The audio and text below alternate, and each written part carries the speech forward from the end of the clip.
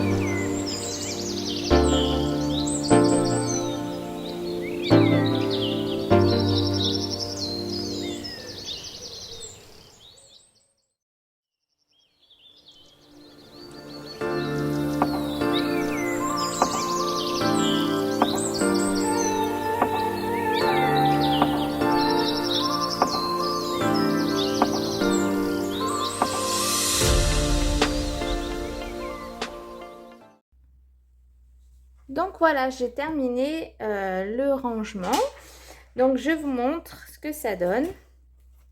Donc voilà, j'ai fait donc les pochettes avec le pochoir à l'intérieur. J'ai récupéré la petite bande de chaque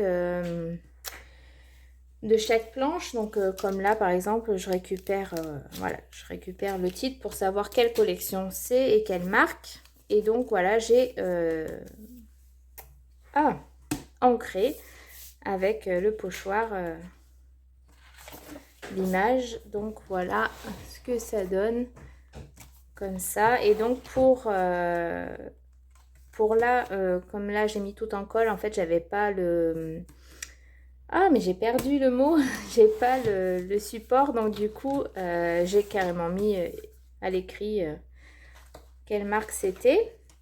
Là sans faire exprès, j'ai pas pu mettre de pochettes parce que elles étaient certainement collées, donc du coup j'ai loupé, mais c'est pas grave, je rajouterai quand j'en aurai d'autres. Ici j'ai mis les socailles. Alors là il manquait une enveloppe, donc du coup je la rajouterai. Et donc pour les petits j'ai fait comme ceci, j'ai mis 2 petites enveloppes, ça passe impeccable. Donc voilà. Donc j'espère que cette petite astuce vous aura servi.